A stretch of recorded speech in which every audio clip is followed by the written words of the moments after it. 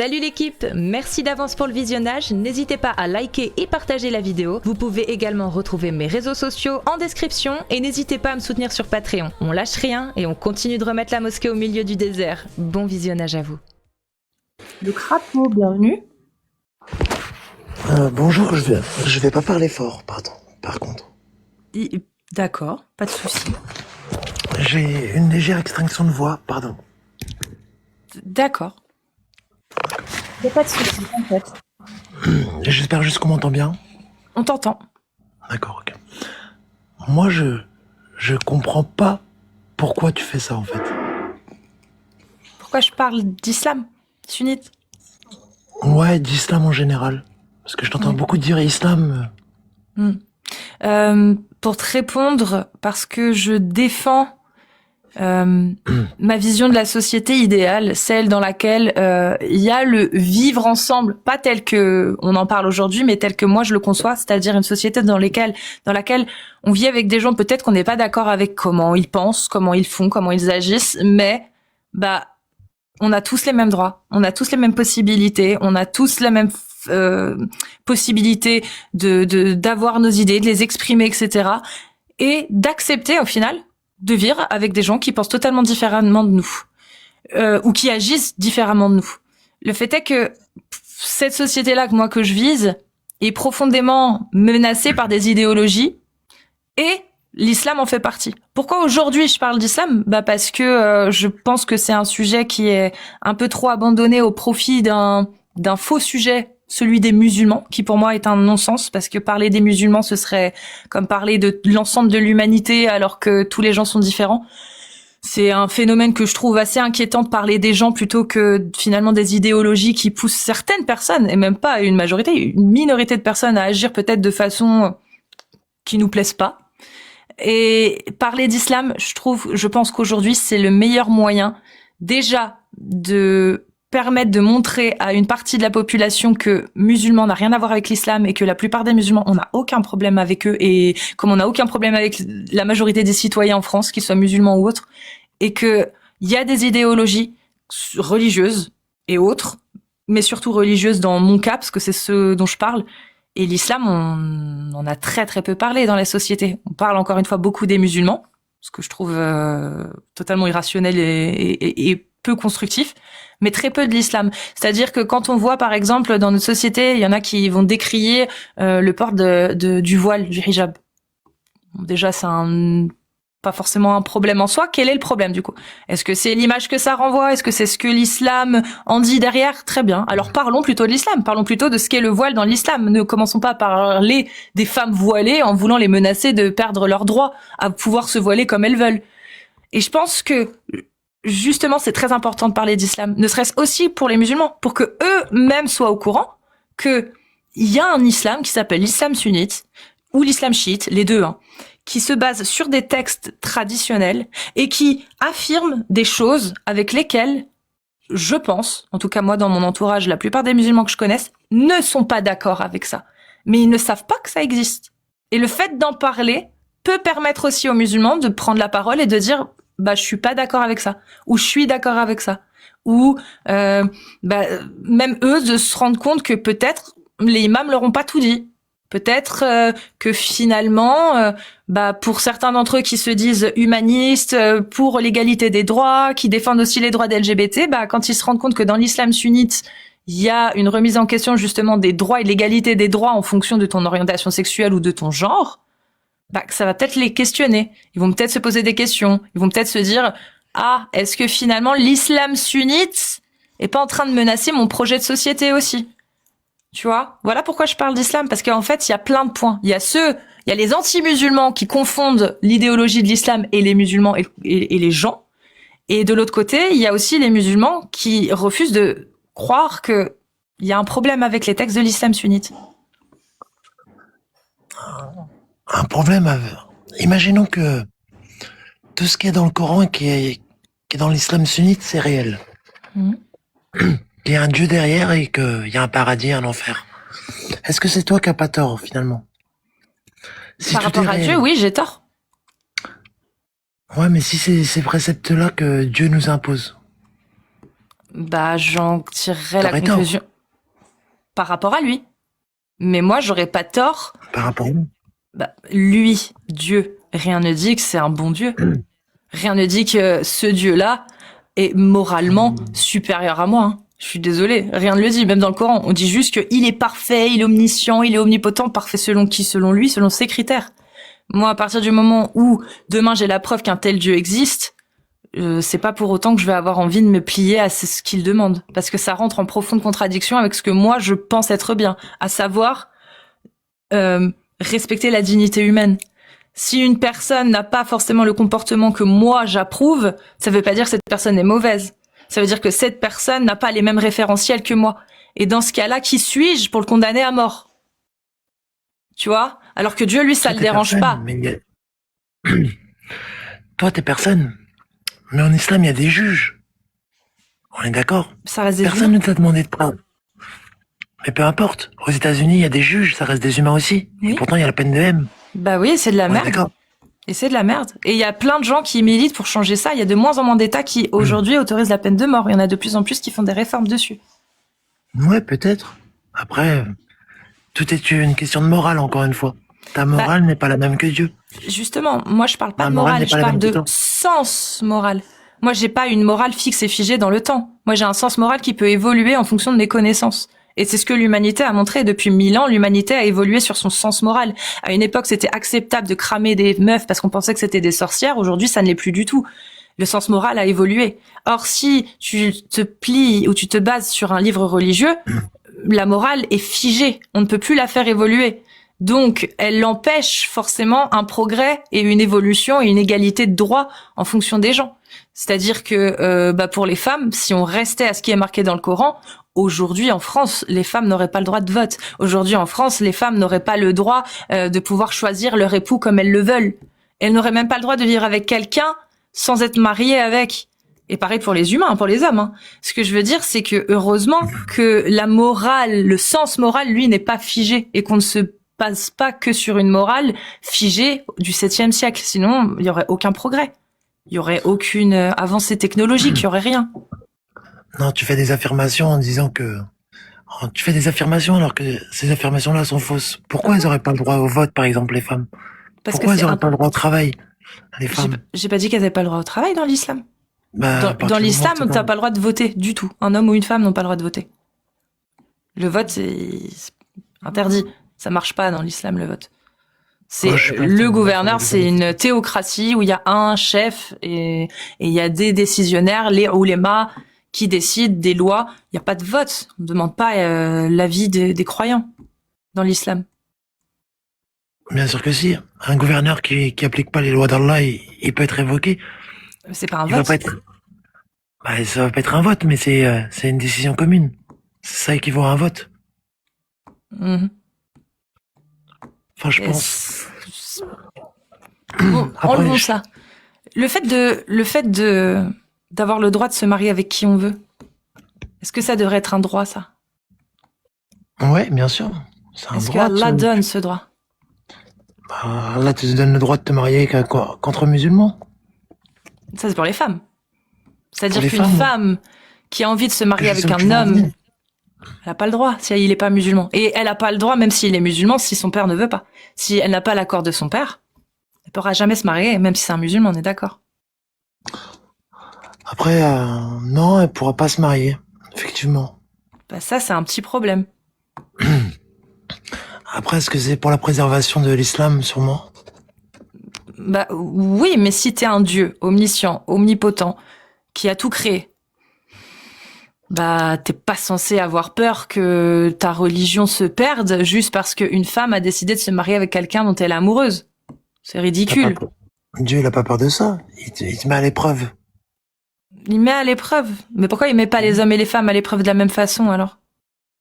Parce que l'homme est en capacité, peut-être, de soumettre la femme à sa religion, avec le temps, je sais pas. Donc Allah, il part de quel principe? Que l'homme et la femme... Je comprends pas ce que tu essayes de me dire. Parce que Bah. s'il essaye de mettre à l'épreuve, moi j'aimerais savoir pourquoi il met pas les hommes et les femmes à l'épreuve de la même façon sur ces sujets-là. Parce que l'homme, lui, il a le droit de se marier avec qui il veut. concrètement, sauf si c'est pas une juive ou une chrétienne ou une musulmane. Mais sinon, il se marie avec qui il veut, lui. Ses parents, ils n'ont pas besoin de donner leur avis, leur consentement. Bah, c'est peut-être ni plus ni moins, encore une fois, je te le dis, pour la préservation de la religion. Tout comme il y a un principe de chez les juifs où la femme, où faut être né d'une femme juive pour être juif. C'est pareil. Oui, je suis d'accord. C'est justement, je trouve ça très bizarre venant d'un Dieu créateur. Un Dieu créateur, genre pour être sûr de préserver sa religion, ça tient à ça. Alors que si sa religion est justement parfaite, normalement, il devrait être tellement sûr de lui et de la perfection de sa religion qu'il aurait pas besoin du tout de dire aux gens mariez-vous entre musulmans pour faire propager l'islam et être sûr qu'il ne s'éteigne pas. Il y aurait pas besoin de ça. La simple parole, la simple récitation d'un verset ou d'un précepte de Dieu est censé suffire à préserver cette religion. Si elle est vraiment parfaite et divine, non? Ouais, t'as raison, c'est vrai. Sauf que c'est nous qui sommes imparfaits et pas divins. Dieu, il a pas besoin de ça, mais nous, on en a besoin. On a besoin de quoi? D'être forcé de faire des choses qu'on veut pas faire? Bien sûr, pour la préservation. C'est un tableau en art. Il se préserve comment? Il y a des gens qui viennent, qui le préservent. Ah. C'est pareil. Le tableau, il a une valeur, ce tableau-là. Mais il a besoin qu'on l'entretienne. Mais est-ce que ce tableau-là, il est, tu penses qu'il serait justifiable de sacrifier finalement un confort de vie à des gens juste pour l'entretenir? Encore une fois, c'est une mise à l'épreuve, ni plus ni moins. Ouais, mais là, je parle pas de mise à l'épreuve. Je pense que t'es d'accord avec moi. Pour moi, rien ne justifie qu'on sacrifie la qualité de vie de quelqu'un juste pour conserver un tableau. Là, je parle du tableau, je parle pas de religion. Parce que toi, t'as une vision où tu n'y crois pas. Tu crois en cette vie d'ici-bas. Non, mais je te parle que d'un tableau. C'est toi qui m'as pris l'exemple du tableau. Peut-être que c'est pas une bonne analogie, du coup. Parce que le tableau, toi et moi, on est d'accord. Il n'y a pas un confort de vie. Le tableau, il n'a pas un confort de vie. Justement, pour conserver ce tableau, est-ce que tu penses que ce serait légitime de sucrer le confort de vie des personnes qui s'en occupent pour qu'ils s'en occupent bien? Non, ce serait pas légitime. On peut pas sacrifier le confort de vie ou la dignité humaine des gens pour entretenir un tableau. On peut pas. Le tableau, il passe en second plan. D'abord, on s'occupe des vies humaines avant de s'occuper du tableau. On est d'accord. Maintenant, si aujourd'hui on arrive à entretenir les tableaux, c'est parce que justement, on a fait en sorte de faire passer avant la dignité humaine. Et maintenant, comme c'est un peu mieux, on peut se permettre effectivement d'entretenir ces tableaux d'une manière parfaitement humaine, sans sacrifier la vie des gens qui vont s'en occuper. Mais on va pas faire l'inverse. C'est-à-dire qu'on va pas commencer à se dire l'humain c'est un petit peu la merde, mais comme on a besoin absolument de garder ce tableau, on va sacrifier la dignité humaine et le confort de vie de ces gens, on va les mettre dans un endroit pour qu'ils puissent s'occuper que de ça pour préserver ce tableau. On le fera jamais, ça ce serait inconcevable de le faire. Regarde, est-ce qu'on va prendre un expert ou pas pour restaurer ce tableau? Quelqu'un qui s'y connaît, oui. D'accord, voilà. Donc on va pas prendre n'importe qui. Donc on sacrifie pas son confort à ce tableau-là, ni à la personne. On prend un expert qui vient et qui restaure ce tableau. Oui, aujourd'hui. Oui. C'est-à-dire qu'aujourd'hui, on a fait tout ce qu'il fallait pour pouvoir restaurer ce tableau sans sacrifier la dignité humaine derrière. C'est pour ça qu'effectivement, comme tu dis, il y a aucun problème à restaurer des tableaux parce que les humains sont bien traités. D'accord, ok. Donc pour l'exemple du mariage, le fait qu'une femme ne se marie pas avec un musulman, est-ce que sa descendance n'est pas en péril vis-à-vis de l'islam? Ça vis-à-vis de l'islam peut-être, mais on a dit que le tableau, il était pas important. Non, le crapaud. Non, tu vois, encore une fois, tu comprends pas. La dignité humaine passe-t-elle avant l'islam ou non? C'est ça la question. Toi, tu m'as pris le tableau. On est d'accord, toi et moi, pour dire que le tableau ne passe pas avant la dignité humaine et le confort de vie des gens. Maintenant, peut-être que ton analogie n'est pas bonne quand tu parles du tableau. T'as pris un mauvais exemple. Alors prenons l'analogie de l'homme. Oui. Ma dignité sur terre n'a que faire pour moi tant que j'irai au paradis. Tu comprends? Oui, mais comment tu sais qu'il existe le paradis? Le paradis, c'est ma foi. Tu vois? Moi,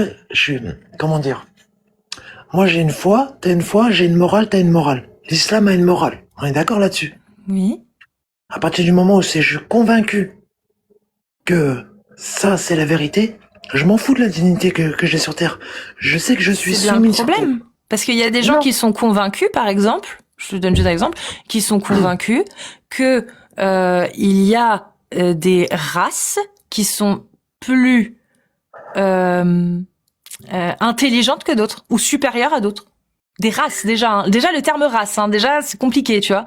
Il y a des gens qui sont convaincus qu'il y a des races dans la race humaine, qu'il y a des races et que dedans il y a une inégalité. Il y a des gens des races plus intelligentes supérieures à d'autres. Ils croient à ça, ils en sont persuadés.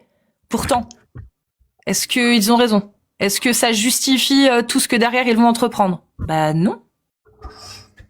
Faut être sûr que ce soit vrai. Donc toi, comment t'es sûr que c'est vrai? Comment t'es sûr que le livre qui te dit il y a un paradis si tu veux y aller, faut suivre ce qu'il y a dans ce livre? Comment t'es sûr qu'il vient pas d'un humain, qu'il a pas été pensé, écrit et conçu par des humains? Comment t'es sûr que c'est bien une parole divine? Parce que pour moi, je suis convaincu depuis tout petit qu'il y a qu'un seul Dieu. Et que l'islam, c'est la soumission. On est tous soumis à quelque chose sur Terre. Toi-même, t'es soumise. Après, si tu veux pas accepter qu'il y a un Dieu, Coran bien te fasse. Moi, non, mais moi, il y a pas de souci, il y a Dieu. Comment tu sais que le Coran, ça vient de lui? Comment t'es sûr que c'est pas des humains qui t'ont escroqué à un moment donné en faisant croire que c'était la parole de Dieu, justement? De part déjà d'une, sa lecture, moi j'aime bien écouter le Coran et j'y trouve pas de mal à ça, écouter le Coran et ça m'apaise. Et de deux, l'islam c'est soumission. Je suis soumis à tout sur terre, tu vois. Je suis soumis à la pluie, je suis soumis au vent, je suis soumis à tout. Donc ça, pour moi ça, quand je vois tout ça, quand je vois la nature, tout ça, ben j'y vois toujours un acte divin. Oui, un acte divin. Mais justement, moi je te dis partant du principe que t'as raison, qu'il y a un divin. Moi, j'ai besoin de savoir comment tu sais que c'est sa parole dans le Coran et que c'est pas un usurpateur qui a fait croire que c'était sa parole. D'accord. Eh ben, moi, tu vois, moi, j'adore citer une partie du Coran, c'est le verset 10, la sourate 10, verset 61, qui m'explique que Dieu connaît le poids de toutes choses sur terre. Et il explique qu'il connaît le poids d'un atome, de ce qui est plus petit qu'un atome et de plus grand qu'un atome. Et qu'est-ce qu'il y a de ouf là-dedans? De le dire. De le dire, juste de le dire. Bah, la révélation de l'atome, elle a été faite dans les années 1900. À l'époque, on n'avait pas de microscope, tu vois, pour décrire. Donc, dans le Coran, il parle de l'atome. Bah, tu l'as sous les yeux, là, le Coran, non? Bah ouais, mais j'ai jamais trouvé ce que tu me dis là. C'est pour ça que je suis étonnée. Bah, sourate 10, verset 61. Ah, alors, sourate 10, j'y vais. Verset 61. Alors, tu ne trouveras dans aucune situation, tu ne réciteras aucun passage du Coran. Attends, c'est bien la 10, oui. Younous, 61. Tu ne te trouveras dans aucune situation, tu ne réciteras aucun passage du Coran, vous n'accomplirez aucun acte sans que nous soyons témoins au moment où vous l'entendrez. Il n'échappe à ton Seigneur ni le poids d'un atome sur terre ou dans le ciel, ni un poids plus petit ou plus grand qui ne soit déjà inscrit dans un livre évident. Ok. Donc c'est le mot atome. C'est le mot plus petit qu'un atome, plus grand qu'un atome. Et le mot atome. Mais je comprends pas. Donc le mot atome n'existait pas avant le Coran. Le mot atome, c'était une hypothèse des Grecs 300 ans avant Jésus-Christ et qu'ils ont abandonné avec le temps. Et le Coran revient avec le... Non, attends. Qu'ils ont abandonné avec le temps. L'islam vient remettre et affirme l'existence des atomes et elle vient aller plus loin en disant qu'il y a plus petit qu'un atome, les électrons, les protons. Tu vois? C'est des trucs simples comme ça qu'on n'avait pas connaissance à l'époque. Bah si, on avait connaissance, tu l'as dit toi-même. Non. Écoute bien ce que je te dis avant. Écoute bien ce que je te dis. C'était une hypothèse des Grecs qu'ils ont abandonnée 300 ans avant Jésus-Christ. Et alors, est-ce qu'elle existait cette connaissance, même si elle a été abandonnée? Elle existait, il y a des gens qui en ont parlé. L'islam va encore plus loin dans cette hypothèse. D'accord. En disant qu'il est encore plus petit qu'un atome. Avant, s'il te plaît, qu'on avance sur... J'aimerais être sûre. Est-ce que avant, les Grecs, à un moment donné, ont parlé d'un atome? 300 ans avant Jésus-Christ. Voilà. Donc, c'est-à-dire qu'il y a 300 ans avant Jésus-Christ, il y avait déjà des études, c'est ça? Des études sur les atomes, etc. C'est une simple hypothèse qui a été abandonnée avec le temps. Mais on s'en fout. C'est pas le problème, en fait, que c'est une hypothèse qui a été abandonnée. C'est juste pour savoir si, avant le Coran, il y avait déjà des mentions de atomes. D'accord. Oui, il y en avait déjà. Je vais dire oui. Oui. D'accord. Il n'y avait aucune mention qu'il y avait était déjà connu. Oui, et je vais te dire oui pour aller faire au plus simple. L'islam vient mettre en évidence qu'il y a encore plus petit qu'un atome. Et ça, il y a aucune connaissance avant qui disait ça. Avant l'invention du microscope, non. T'es sûr? Oui, bien sûr que oui. Tu peux aller regarder sur Internet la connaissance des électrons et des protons. Et ben ça a été fait dans les années 1900. Oui, c'est sûr, mais Allah, il parle pas d'électrons et de protons. Il parle de plus petits et de plus grands. Ouais. Il fallait être sacrément fou pour mettre en évidence quelque chose de plus petit qu'un atome qu'on ne pouvait même pas voir à l'œil nu à cette époque-là. Pourquoi fallait déjà être fou à l'époque des Grecs pour prétendre que les atomes existaient alors qu'on pouvait pas les voir? Pourtant, les Grecs l'ont fait. C'est une hypothèse qu'ils ont abandonnée. Est-ce qu'ils l'ont faite? Un esprit humain était capable de la faire, cette hypothèse. On est d'accord, le crapaud? Ouais. Voilà. Et ils l'ont abandonnée. Donc, un esprit humain, on a la preuve qu'il a été capable de faire ces hypothèses. En quoi le fait de redonner une hypothèse qui a déjà existé, qui a déjà été pensée par un humain, est divine? Un humain a déjà été capable de le faire à une époque.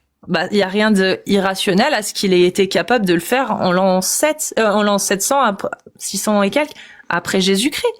Il y a rien d'irrationnel. Ça peut très bien être un humain qui a fait cette supposition-là, comme 300 ans avant Jésus-Christ, des humains ont fait également la même supposition. Là, on l'a pris de manière littérale, et si tu le prends de manière philosophique, ça t'explique que Dieu régit toutes choses sur Terre, en fait. Pour résumer, en fait. Moi, j'aimerais vérifier un truc. Si ce que tu dis est vrai, imaginons que ce soit vrai, que les Grecs, ils ont abandonné, donc au final, c'est vraiment divin, ce qu'il y a dans le Coran. Est-ce que du coup, on peut affirmer aujourd'hui que en l'an 632 à peu près, on va dire, juste après quand ça a été révélé, le monde arabo-musulman a découvert et a réussi à faire des études sur l'atome, etc., grâce au Coran? On n'a pas pu faire des études sur les électrons avant le Coran. Non, après le Coran, juste après, parce que le Coran, c'est arabo-musulman, on est d'accord? C'est arabo-musulman. Donc normalement, en toute logique, la connaissance de l'atome, du proton, du neutron, tout ça, c'est censé être établi par des arabo-musulmans avant les autres, vu que c'est eux qui avaient les connaissances en premier, non? Non, c'est pas ce que je dis. Non, mais justement, je te demande si c'est logique. Est-ce que le fait que Allah y mette une information aussi incroyable, comme tu le dis, dans le Coran, aurait dû normalement permettre aux arabo-musulmans de découvrir ça avant les autres? Non? Et l'invention des microscopes, elle a été faite bien longtemps après. C'est pas ma question. Oui, mais c'est grâce au microscope et à l'étude des molécules qu'on a réussi à découvrir ça. Mais il n'y a pas besoin, vu que Allah le dit. Pourquoi t'avais besoin de microscope? Moi, je pense que dans toute logique, si Allah a révélé ça, tous les livres arabo-musulmans ou arabes tout court auraient dû parler directement de l'atome et de dire qu'il y avait des choses plus petites et des choses plus grandes. Si c'est vrai, si la traduction est bonne et que c'est vraiment la notion qu'il y a et qu'on va retrouver dans les tafsirs, parce qu'après on va aller lire le tafsir pour être sûr que ce soit ça qui est dit, normalement, en toute logique, il n'y a pas besoin de microscope, c'est bon. Les livres arabo-musulmans sur la science moléculaire, etc., auraient dû le dire depuis les années 700, même avant, quand le Coran a été révélé. Nous on sait, Allah nous a dit, il y a des atomes, et il y a même plus petit que les atomes. C'est acté, et on n'a pas besoin de le vérifier parce qu'on sait que Allah, ce qu'il dit est vrai. Mais c'est pas ça qui s'est passé. Ce qui s'est passé, c'est qu'on a dû attendre les microscopes, et c'est pas du tout les arabo-musulmans qui ont découvert l'atome. C'est bizarre, non? Alors qu'ils avaient le livre. Je n'ai jamais affirmé que c'est les Arabes et les musulmans qui ont découvert ça. Je sais, c'est ça qui est irrationnel et illogique avec tout ce que tu me dis. C'est que si ce que tu me dis est vrai, que Allah avait vraiment donné une connaissance que l'humanité n'avait pas avant, bah je trouve ça très bizarre que le monde arabo-musulman n'ait pas été les précurseurs dans le domaine, vu que c'est eux qui avaient le livre où il y avait toute la vérité dedans. C'est bizarre.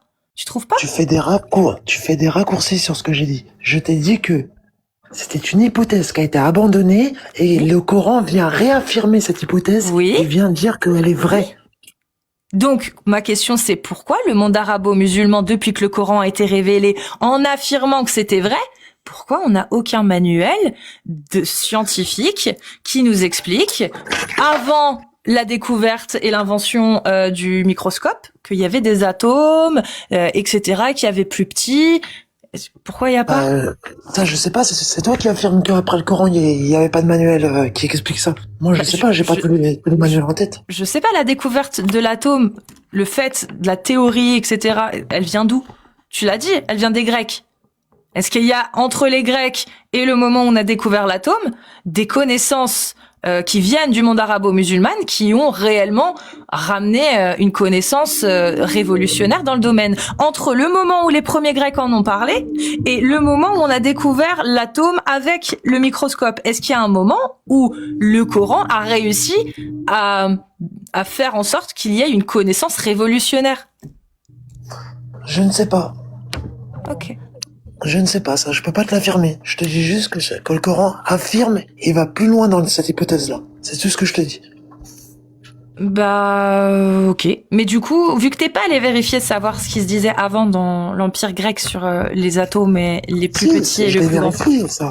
Je l'ai vérifié. Je te dis que c'était une hypothèse grecque qui a été abandonnée avec le temps. C'est ce que je te dis. Oui, mais c'est bien des humains qui l'ont faite, cette hypothèse.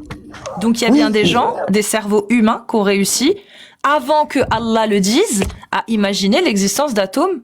On est d'accord? Donc moi, ma question que je te repose, c'est qu'est-ce qu'il y a d'extraordinaire à trouver dans le Coran une information que des humains 7, 8, 9, 10, 1000 ans avant avaient déjà réussi à trouver de leur propre cerveau? Ils n'avaient aucunement connaissance qu'il y avait encore plus petit qu'un atome. C'est ça qui est extraordinaire. Donc, le fait de dire qu'il y a plus petit qu'un atome, c'est extraordinaire. Affirmer quelque chose qu'on ne peut pas voir avec les yeux et qui a été prouvé seulement en 1900, ouais, je trouve ça extraordinaire. D'accord. Donc, ce qui voudrait dire que le Coran, tout ce qu'il affirme est vrai. Je pense que tout ce qu'il affirme est vrai, avec beaucoup de métaphores et avec une compréhension facilitée pour les hommes. C'est Alors, pourquoi toi tu penses directement que quand il dit plus petit que les atomes, il parle d'autre chose que peut-être le vent ou d'autres trucs qu'on voit pas non plus? Peut-être que au final dans le tafsir, quand on va le lire, il va pas du tout parler de ça, le tafsir. Peut-être qu'il parle d'autre chose. Ouais, et je pense aussi que le Coran il est fait pour les gens qui sont doués d'intelligence et de réflexion. C'est ce que le Coran nous amène à comprendre. Et est-ce que les savants de l'islam sunnite, eux, ils sont dotés d'intelligence? Les savants de l'islam sunnite, ils ont vécu à une époque où malheureusement ils n'avaient pas connaissance du futur.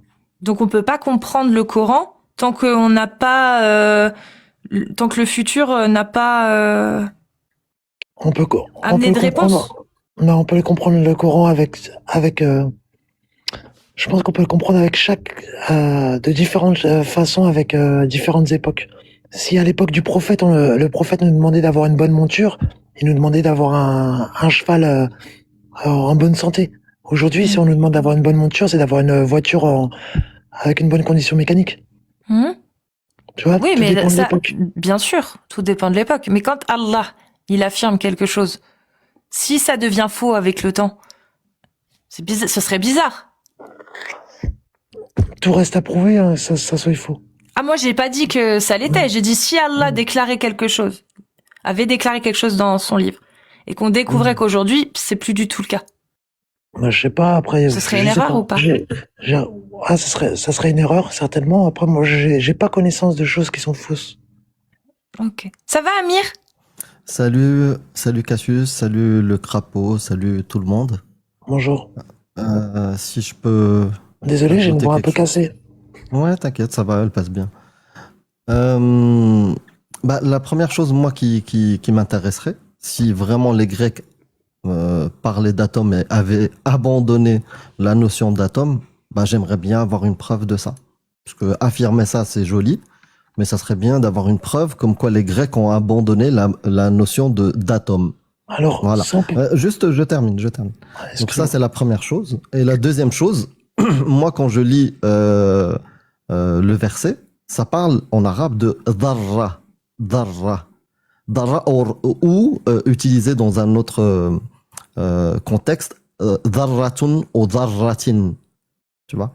Et quand on regarde ce que veut dire dharra en arabe, bah c'est simple. Les gens qui côtoyaient Mohammed, Mujahid ou d'autres personnes, Ibn Abbas ou des gens, bah savaient ce que ça voulait dire. D'ailleurs, c'était quelque chose qui était utilisé chez les Qurayshites. C'est pas quelque chose qui a été révélé par Allah. C'est dans le langage de l'arabe de l'époque. On a des traces de l'utilisation de dharra bien avant le Coran. C'est pas le Coran qui a inventé le terme dharra. Et qu'est-ce qu'on trouve dans les exégètes, que ça soit Ibn Kathir, Tabari et d'autres, quand ils parlent de ces versets-là où le terme dharra est utilisé, c'est quoi? Bah, la traduction, c'est une infime, un objet qui est le plus petit, infime particule, qui signifie aussi dans certaines exégèses une fourmi, qui signifie... En fait, le verset, qu'est-ce qu'il nous dit? Que Allah ne rate rien. Il est tellement omniscient que toute information, il la connaît. C'est-à-dire, il connaît l'information dans vos cœurs. Ça aussi, c'est une erreur. L'information dans le corps de l'être humain ne se place pas au niveau du cœur. Une connaissance erronée de l'époque, mais plutôt dans le cerveau. Et il dit, toute information dans l'univers ne lui échappe pas. Même la plus petite particule n'échappe pas à sa connaissance. C'est ça la métaphore qu'il y a. Mais il n'y a aucune connaissance nouvelle, impressionnante, qui dépasse la connaissance des êtres humains de leur époque. Non. Ils utilisent dharra en disant Allah connaît tout, même la plus petite particule. Bah, c'était un terme qui était utilisé à l'époque. Il n'a rien ajouté à la connaissance humaine. Donc, il n'y a pas de miracle dedans. C'est une parole d'êtres humains de leur époque, avec le langage de leur époque, avec le vocabulaire de leur époque, et le terme dharra, qui a été traduit par atome, bah, c'est une traduction qui est moderne aussi. Même atome, le fait de le traduire en atome, c'est une traduction moderne. C'est que récemment qu'on utilise dans la physique en arabe le terme atome comme dharra. Mais à l'époque des Bédouins, dharra, c'était utilisé pour dire quelque chose de très très petit. C'est tout. Il n'y a rien de scientifique à ça. Et il suffit de lire les exégètes. J'ai sous les yeux là. Donc la traduction est mauvaise. Tabari. J'ai Tabari. Ben, il dit pas quelque chose de scientifique. Voilà, la traduction est mauvaise. Non. En fait, c'est une traduction que toi, tu veux lui donner un aspect scientifique. Non, c'est ce qui est écrit. Non, c'est toi qui veux donner la propre... Atome, on peut l'utiliser même en poésie ou quoi que ce soit, pour par exemple faire une analogie vers quelque chose de très petit. Mais ça n'a rien de scientifique. Par exemple, quand je suis en train de lire la Tabari, je viens de traduire le tafsir, il dit « Et sa parole, le poids d'une dharra signifie le poids d'une minuscule particule dans les cieux ou sur la terre. Dieu exalté soit-il, dit que rien n'échappe à sa conscience. » Est-ce que la traduction est mauvaise? Est-ce que la traduction est mauvaise? Attends, je répète, comme ça tu vas entendre. Je suis en train de lire Tabari.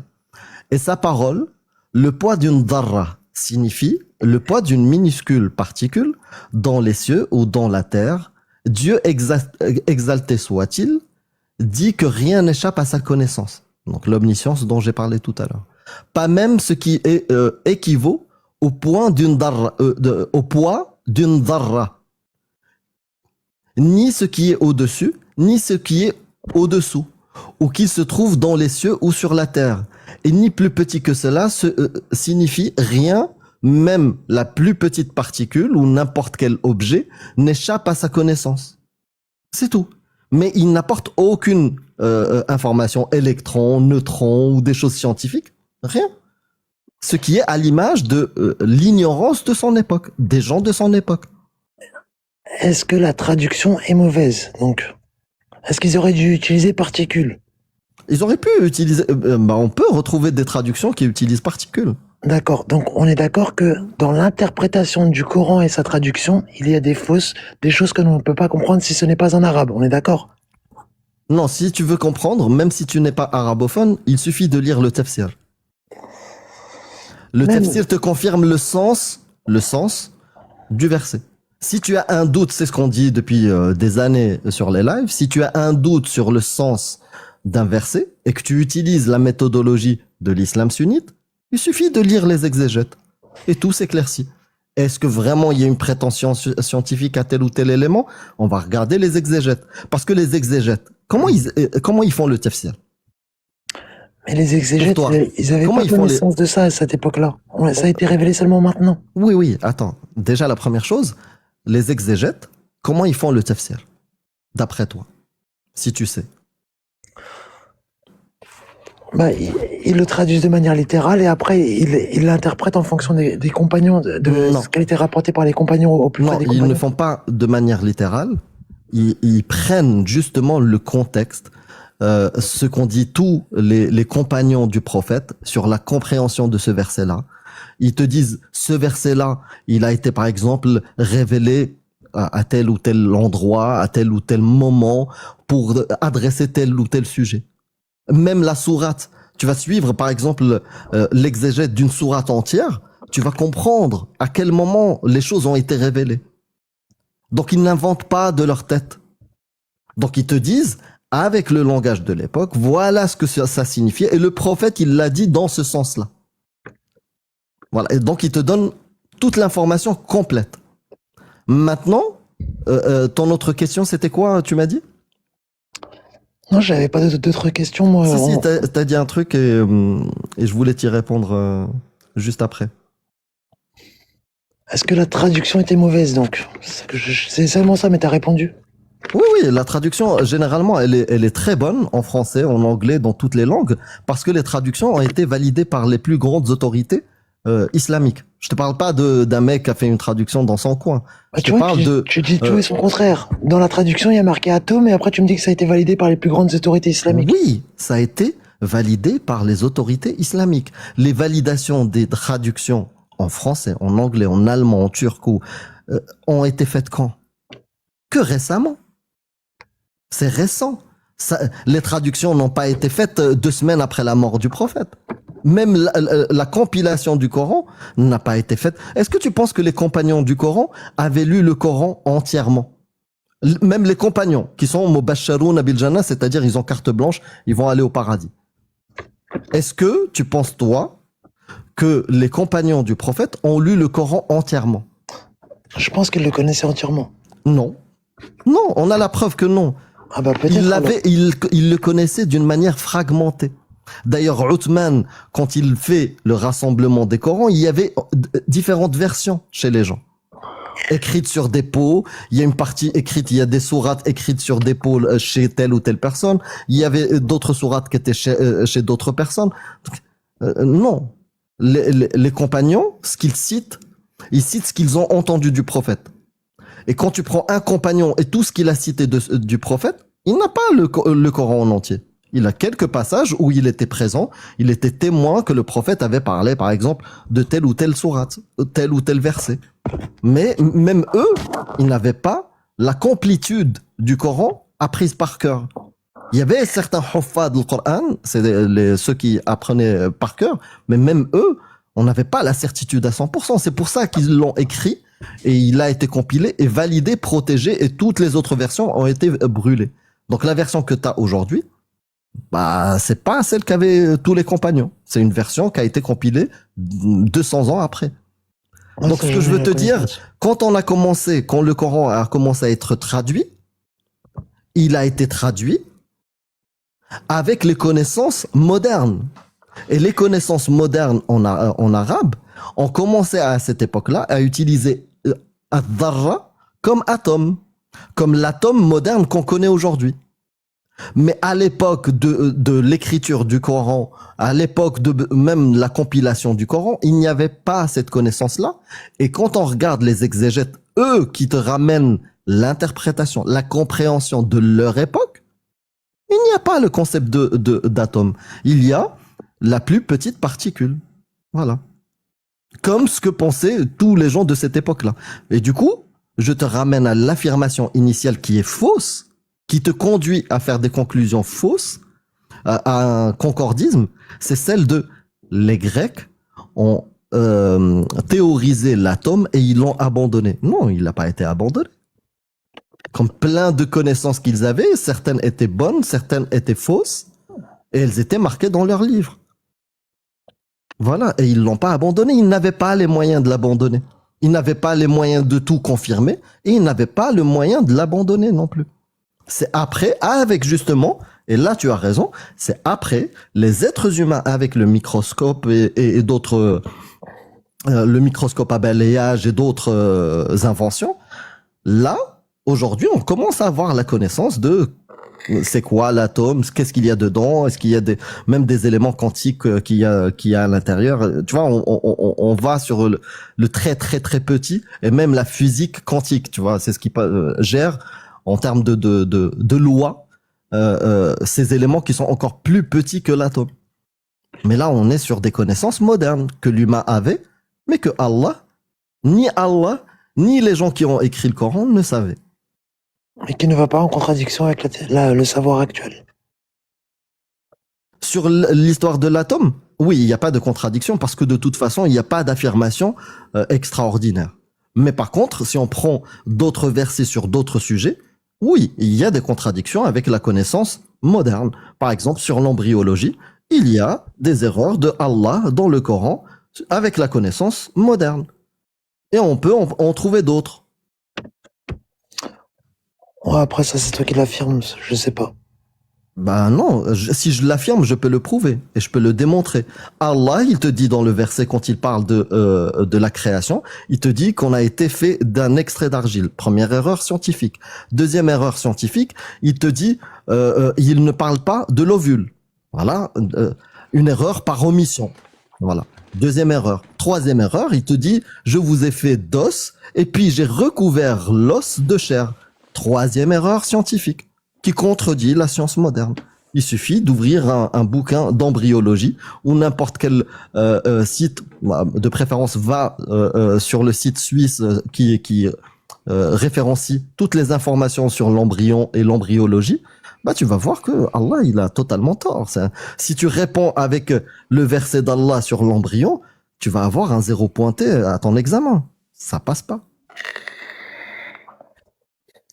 Je sais pas, j'ai pas les connaissances médicales pour te répondre pour ça. Est-ce que pour toi, est-ce qu'on a vraiment besoin de connaissances médicales très poussées pour savoir ça?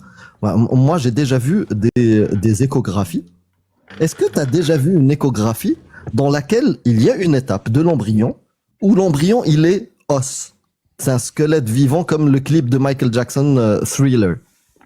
Est-ce que tu as déjà vu ça dans ton cursus scolaire ou quelque chose comme ça?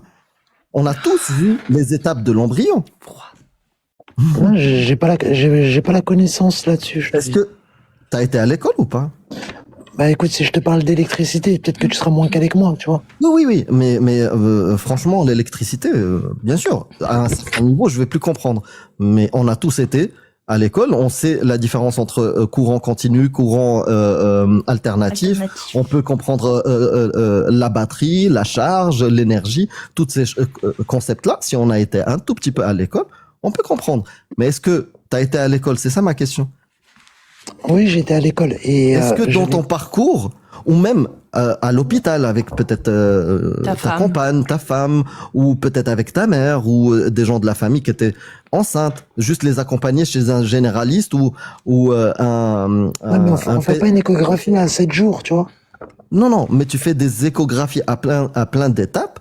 Il n'y a aucune étape. Là, maintenant, tu tapes dans Google l'étape d'un embryon, et tu regardes les images.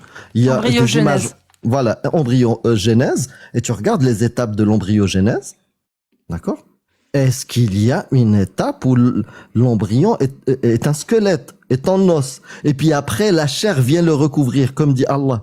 Ça n'existe pas. On n'a pas besoin d'aller faire médecine pour le savoir. Et ça, Allah, il se trompe. Maintenant, si quelque chose d'aussi flagrant comme erreur, tu ne veux pas le voir, t'as le choix, t'as le droit. Donc, le cœur n'est pas recouvert d'os autour avec la cage thoracique? Je te parle, il dit... tu connais le verset ou pas? Tu veux que je te le lise? Vas-y, lis-le-moi.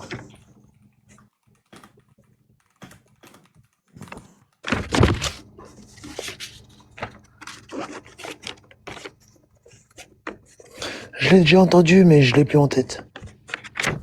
Je vais l'ouvrir. Et après, franchement, je serais bien resté avec vous, mais j'ai vraiment plus de voix. Je suis désolé. Il n'y a pas de souci, là, il suffit juste d'écouter. Alors, c'est 32... non, je me suis trompé. Donc, c'est 32,7, c'est ça? 32,7.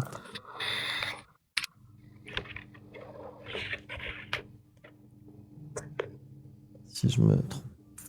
Qui a bien fait commence création à partir d'argile. Est-ce que c'est ici ou c'est un autre verset? Il tire à descendance d'un coup d'eau.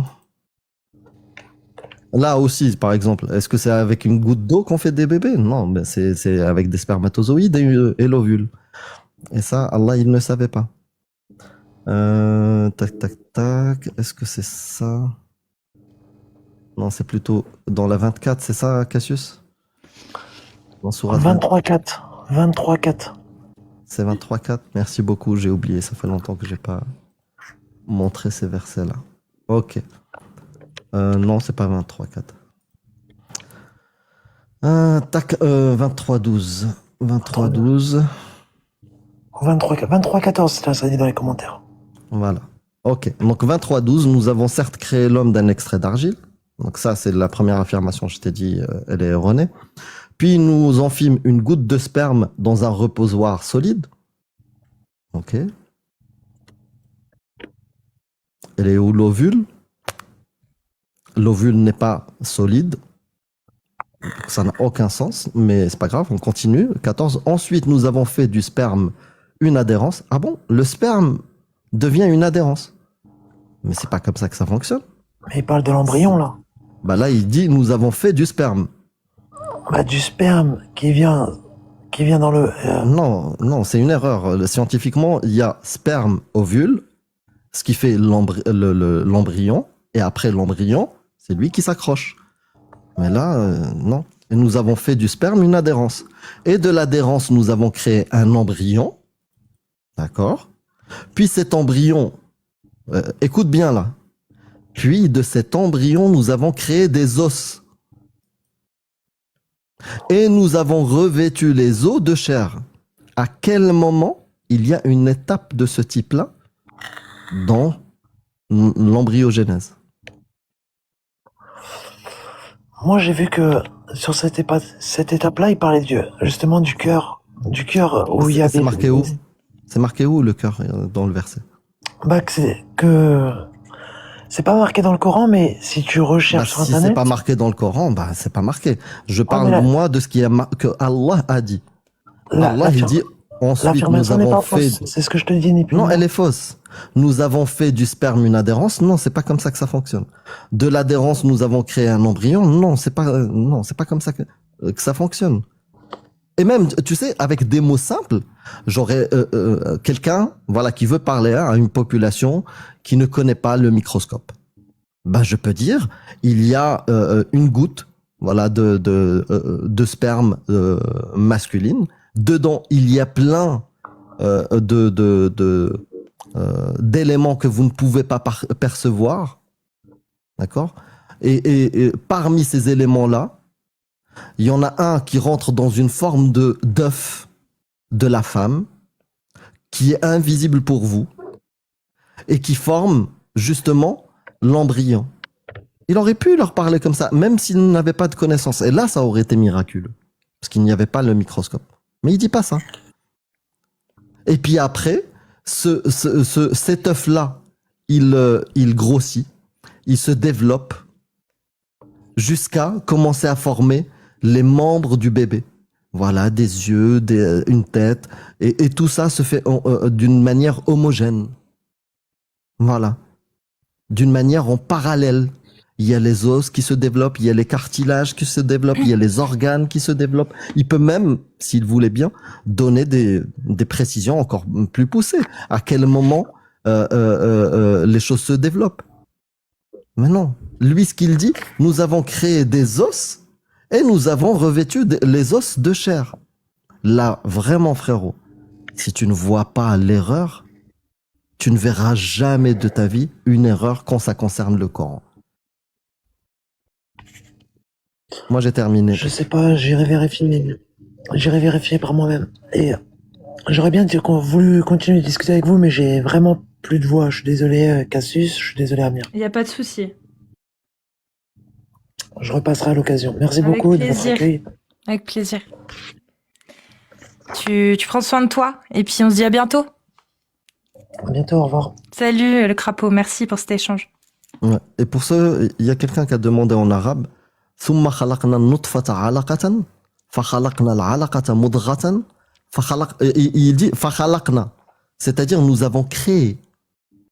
À chaque fois, il dit nous avons créé de ça et nous avons créé de ça. Tu vois, خلقنا النطفة علقة فخلقنا العلقة مضغة فخلقنا المضغة عظاما, c'est-à-dire on a transformé tout ça en عظام. فكسونا, le terme, si il y a des Marocains ici dans le chat, on disait lors des fêtes religieuses, ksaouk ou la maksaoukch. Ça veut dire ils t'ont habillé. C'est-à-dire ils t'ont acheté des fringues. Ça veut dire ils t'ont revêtu. Et donc la traduction est parfaite en français. Donc fakasaouna al-idama, les os, lahman. On a revêtu les os de chair.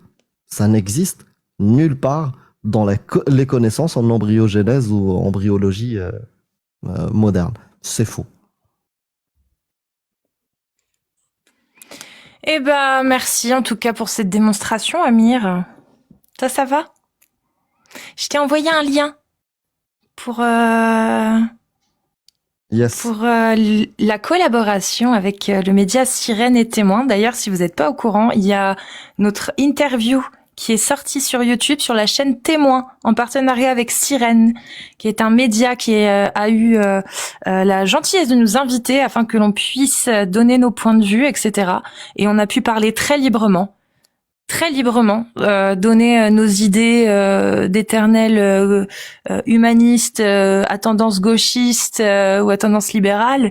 Ça s'est très bien passé. On a pu aborder même des sujets qu'on n'avait pas l'habitude d'aborder. C'est sur YouTube, sur la chaîne Témoin. Et sur notre chaîne à nous aussi, Amir Aposta et Casus Lady. On est en collaboration avec, donc vous pourrez nous trouver la vidéo aussi sur notre chaîne.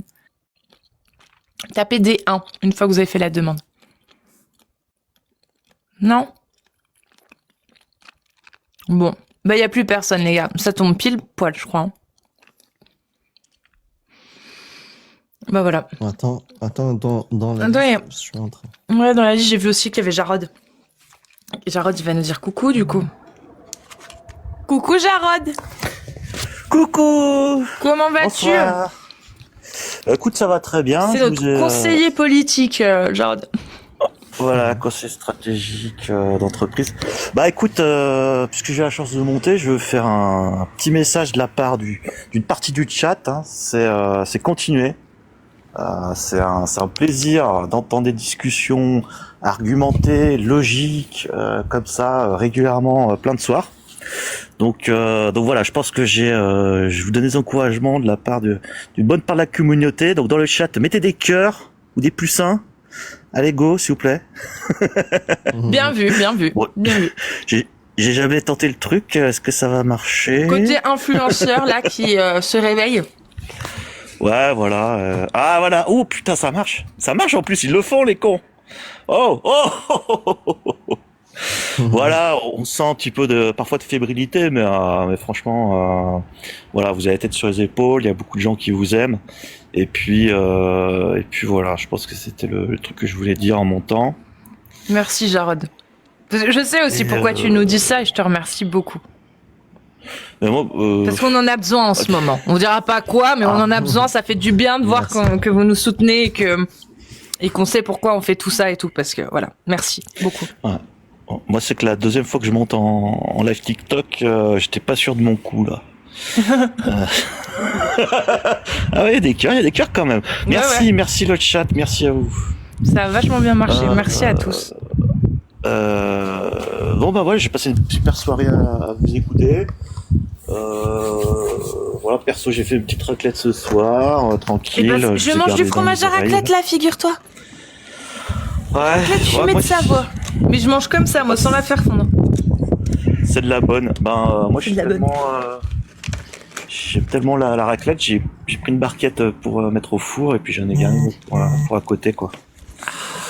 À la coupe. À la coupe. Ah, ça, c'est de la bonne. Bon. Oui, il y a du vent chez toi, Jarod. Il fait pas que ça, Alain. Je suis sur mon balcon, tranquillou. Et bah du coup, tiens, Agnos, j'ai jamais eu l'occasion de te dire bonjour. Agnoslip. Donc bonjour. Après t'as peut-être. Et salut. Salut.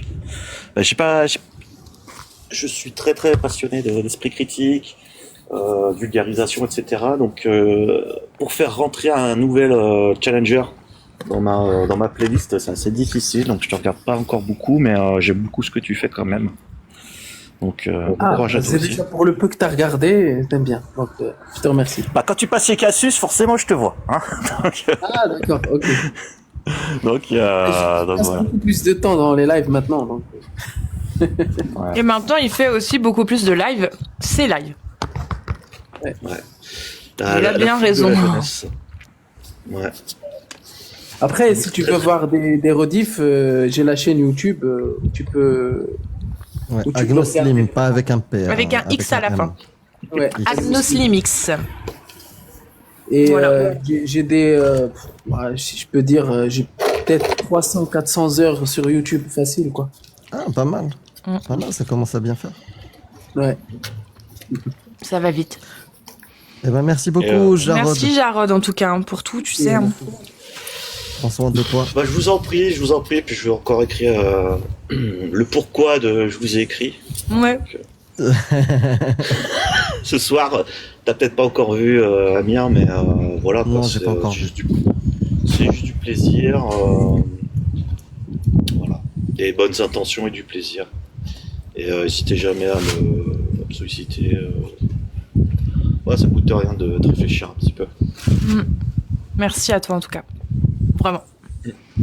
Et puis, on se recapte à l'écrit. Merci. Salut, Jarod. Et c'est qui alors, Wayten? Bah, tu vas reconnaître, il est déjà passé. Bonsoir, Whiten. Bonsoir Cassis, bonsoir Amir, Avec j'espère la que petite vous allez croix, bien. là, c'est quoi ce look Coucou. pardon. Comment vas-tu depuis la dernière Ouais, fois? alors... Ah, tu te souviens de moi du coup, Cassis? Mais pourquoi ce Ça look? fait plaisir. Ce look, sur quoi? Sur la PP, la photo? Ouais. Bah écoute, j'ai pas d'autre bonnet, donc vu qu'il fait froid dehors... C'est une bonne explication. Bah, c'était un bonnet, je l'avais acheté à l'époque, mais ouais, depuis j'ai pas d'autre bonnet, et puis je galère un petit peu, donc bon, je l'ai laissé. Et T'as puis des origines j'ai voulu asiates changer de ou photo. pas? T'as des De origines quoi? asiates? Non, pourquoi? Pas du tout? Non, juste comme ça avec la pépé, on dirait un tout petit Par peu. rapport à mes yeux? Ouais. Il Maurice, peut-être. Non. Ouais, je sais pas, L'île non. Maurice. Non, pourtant, moi je suis un simple français, hein. Je mange du cochon. Bah, Bon, ça voilà, quoi. veut rien dire, hein. Ah. L'île Maurice, c'était la France fut un temps.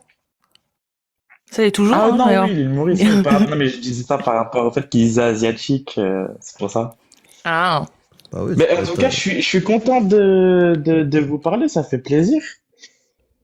Bah, avec plaisir, Et plaisir je vois partagé. que je vois dans les lives du coup dans tes lives Cassis que du coup il y a beaucoup Amir. Hein. Vous avez une complexité très proche. Vous entendez super bien et je suis content que vous entendez super bien. C'était la petite remarque que je voulais dire. C'est vrai qu'on Bah, s'entend je- bien. Hein. Bah oui. Mm. Bah oui. Mais par exemple, Bon, des je fois, on vois se prend la plus- tête un je petit vois- peu. Hein. Ouais. C'est pas. Mais je vois pas beaucoup Jacques Le Fou. Il devient quoi, Jacques Le Fou? Il écrit son Il a livre. ouvert un kebab. Voilà. Il a ouvert un D'ailleurs, c'est le kebab à sujet de son Montréal. livre. Comment réussir dans le business du kebab. Non, Non. c'est du troll là. Bah oui. Non, il écrit son livre vraiment. Ouais, mais ça aurait pu Il est être occupé. vrai. Hein. Il est occupé. Il est dans des travaux intellectuels en ce moment, Jack. Voilà. Ouais. Tu sais, ça peut être vrai, ouais. Des fois, on se dit, ouvrir un kebab, c'est moins prise de tête, ouais. Ou peut-être qu'il ouvrirait plutôt un Ah ouais. McDo, du coup. Mais un Parce que la McDo, première fois qu'il a mangé un McDo, Jack, c'était avec nous l'année dernière. Hein. Il avait jamais goûté McDo Il est avant déjà ça. venu en France. Non, il a jamais mis les pieds en France.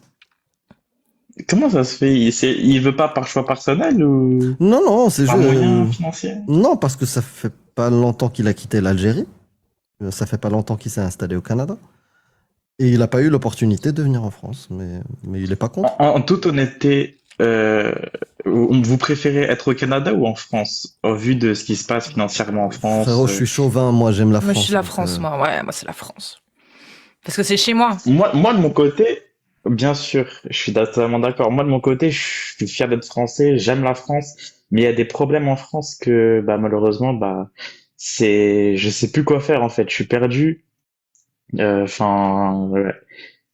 Enfin, surtout, quand je vois, par exemple, le fait pour avoir un travail, par rapport au T'es né en prix, France, au toi? salaire. Oui, je suis né en C'est France. pour ça. Moi j'ai un biais. Tu vois, c'est que moi je suis pas né en France. Le pays qui Ouais. m'a donné la chance d'être ce que je suis aujourd'hui, c'est la France. Tu vois? Donc j'ai comme une forme de dette envers la France, tu vois. Et voilà, si je vois des trucs qui me plaisent pas Tu en veux être France, reconnaissant. bah je suis reconnaissant. Et s'il y a des choses qui me plaisent pas en France, j'ai envie de contribuer à les améliorer, à les changer, à les faire évoluer. Tiens, moi, j'ai une petite D'accord. question à te poser, Wayten, parce que justement, tu parles du travail, etc. Je me fais un sondage Mm. personnel. De temps en temps, je pose la question en ce moment. C'est ma nouvelle lubie. Ouais, t'as des problèmes pour trouver un travail, etc., qui soit, Ouais. en tout cas, qui puisse subvenir à tes besoins sans que tu galères, etc. On est d'accord. Oui. Si demain, imaginons que la France, il y a plus réellement d'État, dans le sens où il y a plus d'impôts, il y a plus de tout ça, et tu peux faire ton propre business comme tu veux sans avoir besoin de faire des papiers, de la paperasse, etc. Est-ce que là, tout de suite, dans l'absolu, toi, t'aurais une idée pour subvenir à tes besoins dans un cadre comme ça? T'as parlé en gros des impôts, c'est ça? En gros, pour t'expliquer, imagine une société intégralement libérale. Intégralement. Donc, il n'y a plus d'aide sociale, il n'y a plus rien, il n'y a plus d'impôts, que dalle. Mais du coup, tu peux créer ta propre entreprise et puis être ton propre patron comme tu veux, comme ça. Est-ce que tu aurais une idée, là, par exemple, de comment subvenir à tes besoins? Est-ce que tu penses que le problème, il pourrait se résoudre pour toi? Si pour me débrouiller tout seul, c'est ça, pour être indépendant? Indépendant, ouais. Parce que là, tu dis que le problème, c'est c'est de mon trouver but un de travail. base d'être indépendant. Et là, tu peux Un pas, travail, là. ça, c'est que temporaire. Ce que je veux finalement, moi, c'est créer du contenu et influencer les gens à faire le bien, quoi. Parlons plus C'est pragmatique. pour ça. Parce que ça, Ouais. ça faut, il y a aussi une part de chance là-dedans. Mais là, pour le travail, si on était dans une société où tu peux créer ton propre moyen d'avoir des revenus. Je te donne un exemple. Ta voisine, elle est forte en pâtisserie. Et elle, elle se dit, tiens, je vais faire des pâtisseries. Donc, quand elle vend un gâteau 50 €, c'est 50 € dans sa poche. Il n'y a pas un tiers à l'URSSAF et Ouais, la y a moitié pas qui... d'impôt, Voilà. Ouais. Toi, t'aurais, là, tout de suite, tu aurais une perspective, quelque chose qui pourrait te permettre de créer du revenu? J'ai du mal un peu à visualiser ça. En soi, si je peux lancer mon propre business, me faire de l'argent rentre directement dans ma poche, je dois pas d'impôts, tout ça. Moi, de mon côté, comment je vivrais ma vie, par exemple, j'économiserais de l'argent pour ensuite les aider dans des associations s'il y a besoin. Mais j'ai pas trop. Enfin, moi, honnêtement, c'est ce que je ferais. En gros, si j'aurais de l'argent, mon but, c'est d'aider les autres. Ok. Pas juste de garder ça pour moi. C'est ce que je ferais. Je te remercie pour ta réponse. Ceux qui sont dans. En fait, moi, mon but, c'est j'aimerais être en haut et que quand je monte, je fais monter d'autres gens qui sont dans le besoin et qui méritent de monter aussi. Parce qu'il y a tellement de gens qui ont faim, qui veulent monter, que il y en a qui se donnent les moyens, d'autres qui s'en donnent pas, et ceux qui s'en donnent les moyens et qui ont besoin, bah, avec plaisir. Je te remercie. Non, c'était vraiment hypothétique, hein. C'était juste pour avoir une réponse. Non, ok. D'accord. Et toi, tu aurais fait quoi? Je sais pas. Moi, ça fait depuis très peu de temps que je me pose la question dans un système 100% libéral. Mais je pense que n'importe qui pourrait créer de la richesse. Parce que tu réfléchissais beaucoup à ça, en fait. Bah justement, non, c'est une société libérale comme ça, entièrement libérale. Ça fait depuis peu que je réfléchis à aux bénéfices. Voilà. Parce que je vois beaucoup d'inconvénients, mais j'essaye de voir aussi les bénéfices pour voir. Mais pour toi, t'aimerais ne plus payer d'impôts? J'en sais rien. Non, je n'en sais rien, Waiton. Je te jure, je sais pas. Je me pose la question aujourd'hui. Je m'intéresse au libéralisme. C'est une bonne chose. D'un côté, payer des impôts, mais trop donner d'impôts et où est-ce que l'argent va? Ça, c'est. Bah, en fait, le point qui me fait le plus peur, c'est le fait que si on ne force pas les gens entre guillemets à participer. Pour aider les plus pauvres, par exemple, est-ce que les gens le feront d'eux-mêmes? Et en fait, pour l'instant, je l'ai pas posé à beaucoup de personnes cette question, mais les rares fois où je l'ai posé, il y avait cette envie et cette volonté, comme tu l'as dit, de quand même aider les autres. Et donc déjà rien que ça me rassure un peu, tu vois, sur le côté, bah en fait, on n'a pas besoin de forcer les gens. Tu vois, on n'a pas besoin de forcer les gens pour qu'ils aient envie d'aider les plus pauvres. Donc Donc je me pose la question, petit à petit, mais non, je suis profondément attachée au système social actuellement, peut-être que ça va évoluer, peut-être que je vais changer ma vision pour une vision plus libérale là-dessus, mais bah, je me questionne actuellement, c'est pour ça que je pose les questions aux gens, pour savoir ce que eux ils en pensent. Après, moi je suis d'accord par rapport... Je voulais dire un truc vite fait, je me questionne aussi, effectivement, mais je pense que il pourrait y avoir des pistes de réflexion. Bon, déjà Jarod, je pense qu'il va s'en occuper, mais il devrait peut-être y avoir des expériences dans d'autres pays qui font moins, tu vois, moins de choses comme la France sur le côté social et sur les impôts et tout, voir l'expérience là-bas, ce que ça donne sur les gens, est-ce qu'ils contribuent, est-ce qu'ils aident, est-ce que... Aux États-Unis, au Texas, apparemment, oui. Mais ils ont pas les mêmes habitudes, la même culture. Au Texas, c'est très religieux, donc c'est beaucoup d'associations religieuses qui misent sur l'aumône, tu vois, sur le côté, on a l'habitude de donner l'aumône. Donc c'est encore différent aux États-Unis, tu vois, parce que en tout cas, par exemple comme au Texas.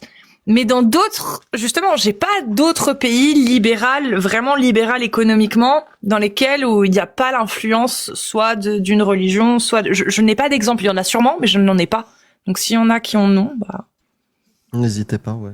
Moi, ça m'intéresse. Après, je voulais revenir par rapport au fait d'aider les autres. Moi, j'ai pu comprendre. Après, ça, c'est ma vision personnelle. Je sais pas si vous êtes d'accord avec cette même vision-là, mais je vais la citer.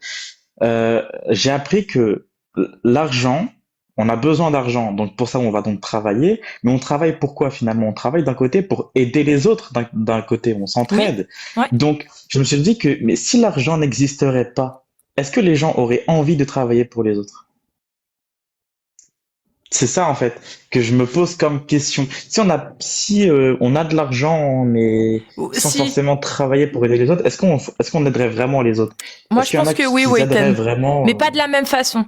C'est-à-dire qu'on aiderait en fonction de nos capacités de production, de ce qu'on peut produire. Par exemple, un ébéniste, bah il aidera quelqu'un qui est dans le besoin, qui a besoin d'une prothèse en bois. C'est con hein, ce que je dis, mais ça se fait plus les prothèses en bois, mais t'as compris. Donc s'il peut aider parce qu'il sait qu'il est le seul à pouvoir le faire, bah il va le faire. Je pense. Tu vois. Après. Les jeunes, je crois. Oui, je suis jeune. Après, c'est en fonction de nos capacités. Par exemple, tu cultives des fruits et des légumes, tu vois qu'il y a un de tes voisins, il galère, t'as beaucoup de fruits et de légumes, tu vas lui en donner parce que t'es dans la capacité de le faire. Par contre, la couturière à côté, elle a pas de fruits et légumes, elle peut pas se le permettre. Et puis bon, bah, ça va pas l'aider de lui proposer de recoudre quelque chose. Par contre, elle pourrait servir pour quelqu'un d'autre. Mais ça, après, t'es dans un système un peu communiste, là, je crois. Hein. J'en sais rien, en fait. Bah, franchement, toutes ces Zadiste, ouais, zadiste. Je sais pas quoi, j'ai du mal avec les définitions. Mais je pense que si les gens aideraient quand même, parce que même si on n'a rien, quand on voit quelqu'un qui a encore moins, on a envie de l'aider un peu quand même. Si, je pense que c'est humain. Il y aura toujours des égoïstes aussi. Hein. Il y en aura toujours des gens qui seront égoïstes. Bah oui. Mais je pense pas que la majorité des gens en viendraient à devenir égoïstes, parce qu'on a toujours besoin de quelqu'un à un moment donné dans sa vie. Et quand on se rend compte de ça, on se dit bah les gens ont aussi peut-être besoin de moi à des moments. Je pense, hein. Je pense. Je suis pas sûre de moi. Je suis en train de réfléchir en même temps, c'est un peu hors sujet, mais j'aimerais comprendre comment vous avez fait, vous, pour obtenir, par exemple, des centaines de viewers. Parce que moi, quand je lance un live, il y a qu'un viewer. On peut m'expliquer comment c'est possible? Alors, dans mon cas, TikTok, moi j'ai deux raisons. Je dis ça parce que j'ai découvert là récemment, il y a 3 jours, que je pouvais faire un live sur TikTok. Alors je pensais qu'il fallait des abonnés, tout ça, mais non. Ah, tu vois. Donc Dans mon cas, il y a deux raisons. En fait, moi j'adore débattre, donc je voulais des gens pour débattre et créer des sujets, mais je m'ennuie un peu, donc. Bah écoute, Wayten, c'est quoi? Je t'ajoute, et si je te vois un jour en live, je monterai pour te donner un petit coup de pouce. Mais non, comment on fait? Tu m'as ajouté, comment je sais que tu m'as ajouté? Bah parce que j'ai fait plus. Ah, ok. Donc quand tu seras en live, normalement je te verrai. Merci. Si je te vois au moment où t'es en live, et je monterai de faire un coucou. Mais en fait, il y a un peu de chance. La chance, ça peut jouer. Ouais. Maintenant, moi, dans mon cas, à l'époque, je faisais beaucoup moins de vues qu'aujourd'hui, mais j'en faisais déjà beaucoup parce que je suis une grande gueule, je parle. Je suis habituée aussi à l'animation. Ça fait 10 ans que je fais ça sur Twitch, donc ça aide. Mais moi, mon plus gros truc, c'est d'avoir été clairement, d'avoir gagné la confiance de Jack le Fou. Il m'a accordé sa confiance, Amir aussi, et au final, ça a porté ses fruits. Voilà. Et qui a connu Jacques le Fou en premier entre Amir et toi, Cassius? Ouais, je le connais depuis. Ok. Ouais. Et je le connaissais même avant de lui parler, tu vois. J'avais. Merci, vu ce qu'il faisait. Termino, ça fait Mais plaisir. moi, j'avais aimé les concepts, tu vois, que t'avais lancé sur des jeux en quand réseau. j'ai débatté sur l'islam. Voilà, il y a même une fois, Oui. t'avais publié la vidéo, je t'avais rejoint, c'était trop marrant. Tu vois, C'est vrai, on s'est tapé une barre. T'en Après- avais parlé du coup, Cassius, du jeu? Oui, je lui en avais parlé. Mais, Moi, je t'ai pas mais, vu en live. Je t'ai pas ouais. vu. Mais tu. Des fois, ça prend t'avais du aussi- temps, Wayten, aussi. Hein. Et Ça entre-temps, prend j'ai du dû temps. vendre ma console, donc tout mon matériel, j'ai dû le vendre, quoi. J'étais dans une situation Ah. très compliquée. Là. Ça prend du temps, Wayten, des fois aussi. Hein. Mais oui, il faut pas lâcher l'affaire. De quoi D'avoir des gens sur son live, des fois, ça se joue à peu de choses, Ah mais oui. ça prend du temps. Ouais, Moi, j'ai ça vu fait quelques depuis lives où 2017 c'était- que j'avais créé ma chaîne, enfin, que je suis dans ça, quoi. que ça fait t'essayes, 8 ans. ouais. Ouais, Bah mais après, tu sais, il y t'as a fait un tellement de travail gens aussi. qui stream. Bah oui, t'as fait aussi un travail sur toi-même. Je sais. T'étais pas, il y a des trucs, c'était pas cohérent, tu vois. Donc, Bah, on apprend tous les jours, hein, dans Oui. tous les cas. Et puis Voilà. moi, je suis content d'apprendre. Et puis, moi, je sais qu'en 8 ans, j'ai appris beaucoup de choses. Et puis que maintenant, de mon côté, je sais qu'il y a eu, enfin, je connais toutes les, on va dire, stratégies, parce que on en a tous d'un côté. Mais, maintenant, ce qu'il me faut, c'est simplement le matériel. Mais d'abord, j'ai besoin d'un travail, j'ai besoin d'une situation stable pour ensuite reprendre officiellement. D'accord. Donc, Bah, le c'est Seigneur ça est avec qui- toi, Wayten, le Seigneur est avec toi. Lequel Seigneur? Luke. Zoturluk. Ouais. Non, mais tu veux que je te fasse la mise à jour, Amir? Vas-y, fais-moi la mise à Depuis, jour. J'espère que ça va me faire plaisir, vas-y. Alors, entre-temps, du coup, j'étais passé du fait de chrétien à maintenant je crois en Dieu, mais que Jésus n'est pas Dieu. Et ensuite, le résultat final, c'est que maintenant, je crois au monde spirituel, mais je crois plus en Dieu parce que c'est à cause d'une phrase que Cassius avait dit dans une des rediffs. Elle avait dit, ton Dieu, il te donne, tu pries pour qu'il donne un diplôme, mais par contre, quand tu pries pour Gaza, il réagit pas, quoi. Et cette phrase-là, comment elle m'a terminé sur ça, j'ai entendu, je me suis dit, ah oui, c'est vrai. Mais bon, j'ai fini par me dire, peut-être que nos pensées et ça c'est ma conclusion, sont peut-être influencés dans le monde spirituel quand on a envie. Parce que c'est une question de hasard. Pour moi, en gros, je crois que le hasard n'existe pas et que si on a décidé moi et quelqu'un de se rencontrer à ce moment-là, bah, je me dis que c'est pas du hasard. Donc, il y a quelque chose dans l'air, en fait, et j'y crois.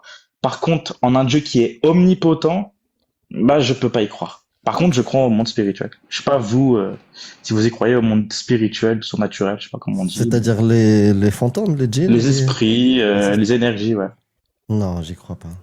Bah, jusqu'à preuve du C'est- contraire. c'est Moi, ça. je me suis dit que le hasard n'existe pas. Quand il y a trop de coïncidences, En je fait, me suis dit que, moi, j'espère que ça existe, mais comme j'ai jamais vu, comme je sais pas, j'ai pas de bonne raison d'y Ouais. croire, etc., je me dis, c'est con, ça existe pas, jusqu'à ce que Bah, on prouve que ça va existe. faire un urbex avec Amir et peut-être tu verras des fantômes ou des Écoute, trucs. Wayten. Fin Fais un d'adolescence, live. pendant 2 ou 3 ans, j'étais à fond là-dedans. C'est-à-dire que j'avais même l'IEM, là, le truc là qui fait, Ouais, alors les branchements, voilà, les branchements dans les murs pour pas percer là où il y a les câbles, tu vois.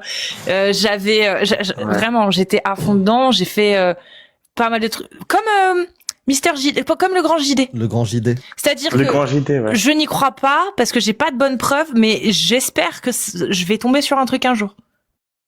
Tu vois? Bah, c'est pareil. C'est gêné comme ça, en fait. Des trucs de Ouija, ça peut ouvrir des portes et c'est pas, vous voyez par vous-même. Mais après, il y en a qui n'y croient pas parce que, enfin, il y a des raisons, en gros, si la goutte, elle Non, bouge parce sur que la ça marche planche, pas. il Non, y a parce toujours que des raisons, Non, en fait, moi, les fantômes ou les auxquels je baguettes de crois, sorcier.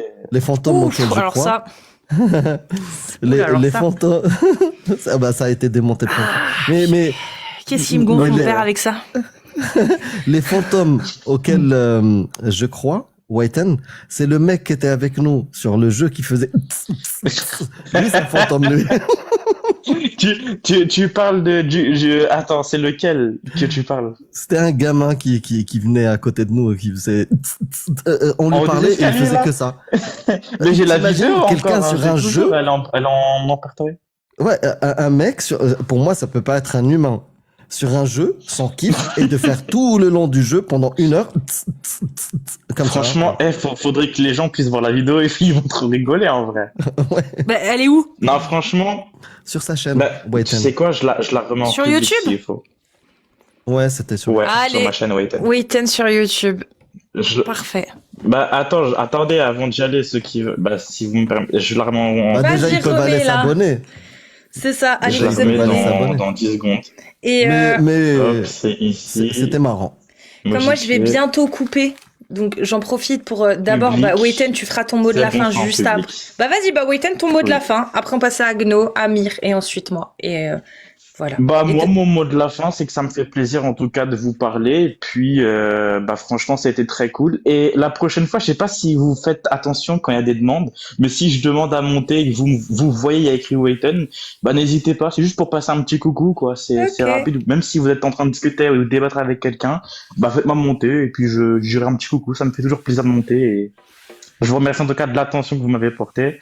Et puis, bah, tous ceux qui veulent du coup voir le moment avec Amir quand on a débattu sur un jeu qui s'appelle Rec Room, franchement, la vidéo, je l'ai remis en public. Et je peux me permettre ou pas? Oui, bien sûr. Et Bah, comme vous avez vu sur le live, il y a écrit Wayten, W-A-I-T-E-N. Vous pouvez aller sur YouTube et écrire exactement le même pseudo. Je fais du GTA RP de base. Je fais des débats aussi. J'adore débattre. Mais pour le moment, bah, je suis en pause. Mais en tout cas, je vous remercie. Et tous ceux qui jouent à la PS5 et qui adorent GTA et qui adorent aussi faire du RP, des jeux de rôle, bah écoutez, vous êtes les bienvenus. Je reprends, j'espère, en juin. Et puis, pour les débats, c'est aussi prévu. Sincèrement, c'est aussi prévu, mais sur TikTok. Donc, libre à vous. Et du coup, la vidéo avec Amir, elle est disponible. Je vous remercie de ceux qui commenteront. Et c'est tout mon mot de la fin. Merci en tout cas, Cassius, Amir et à tous ceux qui sont gentils dans les commentaires. De toute façon, vous êtes tous gentils dans tous les cas. Voilà. C'était mon mot de fin. Et, Merci Wayten. bah, encore une fois, Prends soin de merci. toi. J'ai du mal à finir ma conclusion, mais j'ai du mal peut-être à trouver les mots des fois. Ça me fait T'inquiète. juste plaisir de passer. Tu prendras dans tous les cas de base. l'habitude. Juste le fait de passer, quoi. allez, je vais te kick. Prends Allez, soin de prends soin toi, de toi. Wayten. En tout Allez, cas. c'est quoi?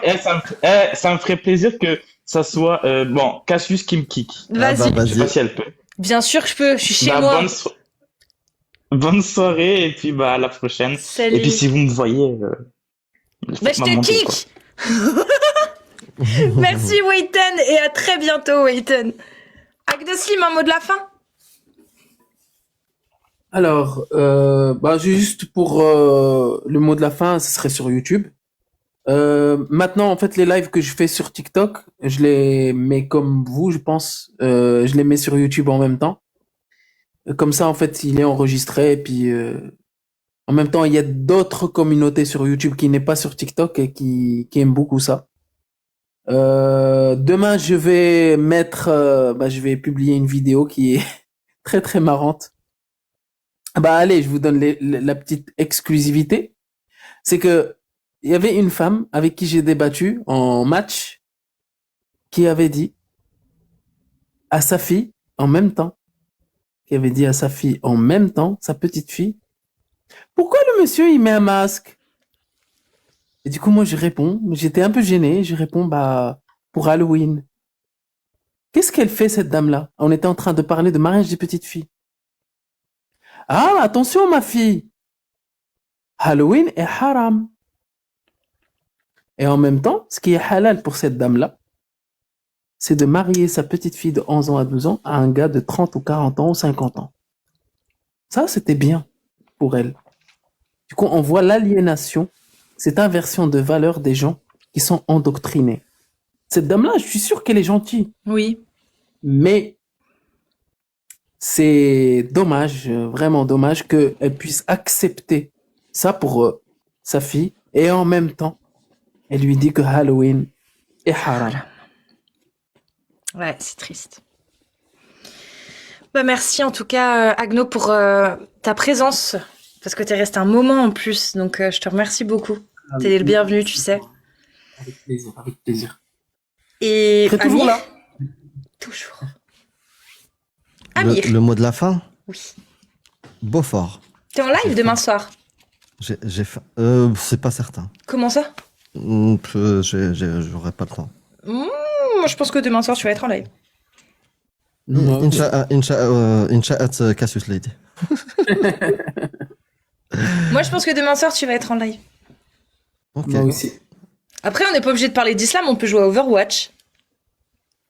On peut c'est pas faire mal. game viewer, game team sur Overwatch. Moi, je voulais parler de Shérif Gabir. Ouais. Ouais. Ouais, c'est une catastrophe, ouais. C'est une catastrophe chez les Gabir. J'en ai parlé lors de. Si t'as écouté l'échange chez Témoin, Sirène, Oui, oui. j'en ai parlé. Mais on sait toujours pas en finale. Hein. On sait rien là. Moi, j'étais dernièrement dans le live de Talout et il y avait Mazin qui montait. On est resté avec lui. Bon, il est resté avec nous pendant plusieurs heures et on lui a posé la question. Et il a dit que Shérif Gabir a pour habitude de disparaître. A pour habitude. En fait, effectivement, moi, ça fait longtemps que j'ai eu des échos, tu vois, en privé. Et ce que j'ai dit la même chose. J'ai dit chez Shérif Gabir, je sais que dans le passé, il a eu des périodes comme ça où il donnait pas de news. Mais il faudra demander aux gens qui sont proches. C'est ça ma réaction au début. Puis, il y a eu Mazin qui a dit la même chose. Je l'ai entendu. Mais, en parallèle de ça, je vois Ahmed Harakan qui réagit contre l'Égypte. Je vois Hamed Abd Samad qui réagit contre l'Égypte aussi et dénonce la disparition et pas de nouvelles. Je vois Mariam Namazi en Angleterre, elle aussi qui dénonce l'Égypte pour Shérif Gabir. Et je vois plein de personnes comme ça qui dénoncent quand même.